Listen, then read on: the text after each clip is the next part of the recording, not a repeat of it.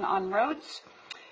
They have been informed by me that while I am absolutely in tune to working as a county on these issues, because the 91, the 15, the 10, all of these roads impact our citizens because everybody commutes.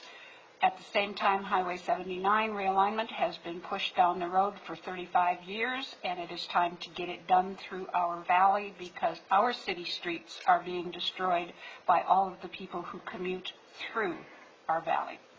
So that's going to be an interesting thing. We hope that it'll only last for 6 to 8 to 10 months maybe, and then we'll have our traffic relief strategy done.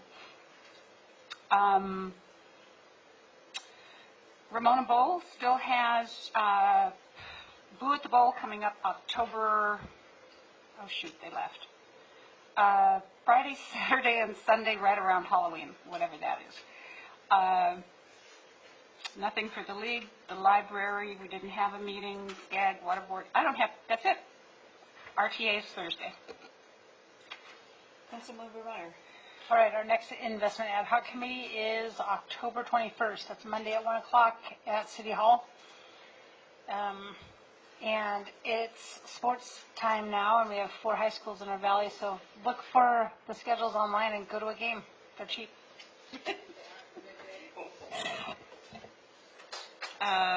Mayor Pro Tem Brown. Okay, well, I'm an alternate on a lot of these things, and the regulars attended, and some of them haven't met yet. So, but I did have an opportunity between the last council meeting and now to attend a number of really special events. One of them that I attended was one of several celebrations on 9/11. The one I went to was, well, and Carly was there, and Mike Percival was there also at Dartmouth School. Great event, including a missing man formation flyover. It's really heartwarming to see the educational institutions keeping history alive, particularly on that dramatic event in our nation's history. The next day I had 2 events. Mayor and I attended the Santa Ana Watershed Symposium, which was the first phase. You were there too. Okay. My memory is what I forget with. Anyhow, that was the first of 4 events that are going to be held over a period of time that basically helped educate leaders in the community to have a better understanding of water issues and water-related issues, to be ambassadors in the future. So, good learning experience there. And that evening, also had a chance to go to the Press Enterprise Awards, and I'll let you fill in the blanks on that. And then the next day, Riverside Division League of California Cities golf tournament. I was able to participate in that, and that was a successful fundraiser. I think I heard a figure of $70,000 was raised through that event. So thanks to all the sponsors that helped support that, and to all the participants. Our team fared pretty well, but we were not in the trophy series. But we finished with a net 61, so that was very, and there was no wind. That was really nice, unlike last year, Mary. And with that, I'm done. Okay, so, and we were, Linda, Russ, and I, and city manager were at the Science Under the Stars as well. And the PE event, of course, was Best of the Inland Empire, and the city was voted best city to live in Riverside County in the east. I mean, the stretch to the east. So we were really excited to get that award. And unlike some of the Facebook things that said we must have paid somebody, that award is available because of what the people of the community voted. So, just an FYI. Yes, Lake Elsinore got Southwest. Yeah, and we got East. So, in any event, our WRCOG and SCAG is next week.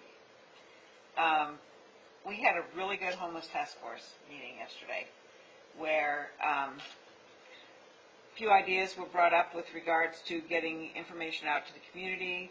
The faith-based group will again provide a forum where we will give the information to the public and of what Riverside County is doing, what we're doing, and when our plan for Solutions for Change kind of went by the wayside, kind of shifted the direction differently, and we are a network communicator currently, and in the meantime, between the entities now belonging to the Southwest Homeless Committee through Supervisor Washington, we're at least now at the table along with Murrieta and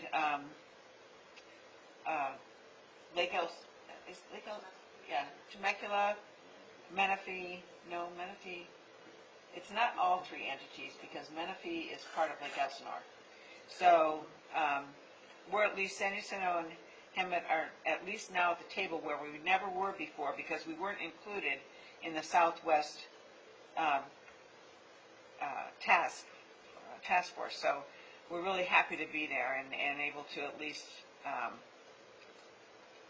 be a part of it as a whole team instead of this part of the valley being totally excluded.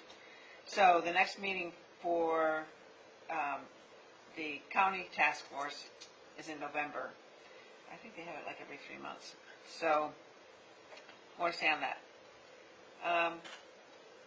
On the Skate Plaza Task Force, we are still in the development of moving forward with deciding when the next community meeting will be after we have re-established the skate park committee, and those people that are interested in being on that committee as well.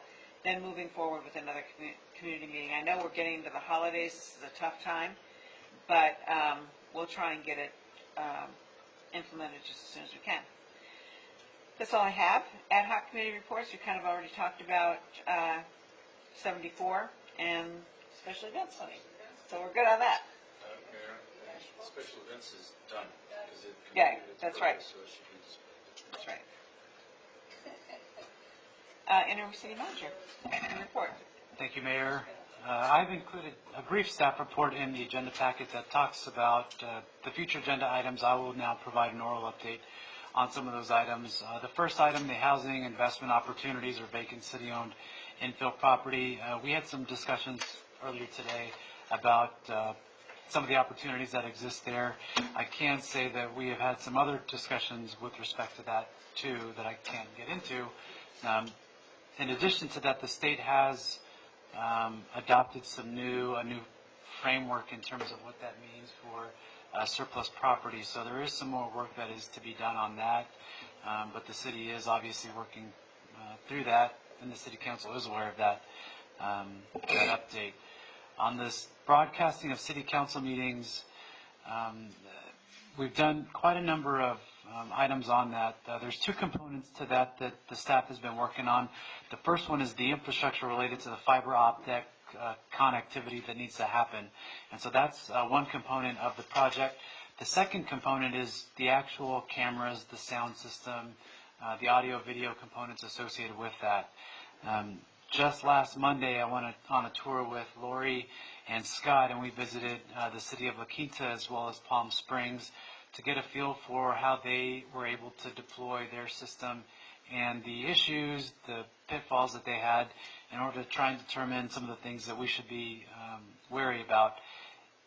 And one of the things that we discovered in that conversation was that a lot of this, or the two cities that we visited, one in particular was able to utilize PEG funding to redesign their council chambers. So the dais, staff areas for seating. And so we really think that it's a conversation that needs to be brought back to the council in terms of a work study to get some formal direction on whether the council would like to talk about what that means, different layout, and really provide a different scope than what was originally anticipated. The original project really just incorporated the audio and the video. We think that there may be some worthy discussion related to what that could mean if we were able to have a different layout, facilitate the meeting a little bit easier, and have some opportunities to ensure that staff has an opportunity to speak, as well as the different platforms, systems that you use to vote or to review your agendas while you're at the dais. So we had a chance to look at those two cities. We do have one more city that we're scheduled to attend in the next, I believe, few weeks or so. The next steps to Measure Z, the council had some, I'll call it educational discussions with respect to some of the things that a city should be worried about in terms of any sort of conversation related to cannabis in a community. The next step that we will be working on is a formal action to ask the council whether the council would like the staff to continue exploring cannabis or whether the council does not wish to explore that. So that is coming. I don't have a hard date on that, but we are working on bringing that to the council. Vagrancy and panhandling laws, I believe that there's some work that's still being done internally with our attorney as well as PD, as well as some of our other departments as well. Now, Opportunity Zone, the last information that we have, we understand that the feds are still trying to put together some guidelines and a framework for that. So we're continuing to monitor that to see if there are any updates that we can move forward on or bring something to council on, but there's nothing new to report. And just remember that goes away on December 31st. Yeah, so we're still waiting on information back from our contacts at the feds to get information on that. Investment portfolio audit, we still need to have a conversation on that.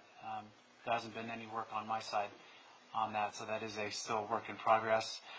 Business council, we've had some preliminary conversations with the mayor as well as with the chamber in terms of really creating a partnership where we can have conversations from the business community, whether that's the development side or the businesses that exist in the community, really looking at an opportunity to facilitate conversations so that the mayor can really take a role in terms of a policy level conversation that may or may not be brought back to the council. And so we're really exploring that concept with the chamber. The chamber has been really receptive to that concept. And so we hope to have a program established so that will continue. More of a business advisory council. A business advisory council, and really function in the capacity of, irrespective of who is the mayor, that group is established and that we can have that dialogue and continue on with whoever is in the mayor's role. And then finally, the council protocols, use of city logo and the city seal. Obviously, that was one of the recent additions, so we still need to do some work and get some more information on that. I would ask that as it relates to the items that do have to come back to the council, that obviously we will have to coordinate those work studies, those work sessions. But in terms of anything that I have for you in terms of a hard decision yet, don't have anything yet, but they are still being worked on. Wanted to provide the public an opportunity to get the information so that they know that the staff is working on it. It isn't just lingering on there, but there are a lot of moving parts to that, so we wanted to provide that to the community. The council does get updated on those on a biweekly basis, so the council is apprised of those items. So with that being said, that's all I had, Mayor. And there being no further business, city council will adjourn to... I have a future agenda item, Oh, sorry. special events funding. Oh, yeah. We need to vote on that? I'll second that. Okay.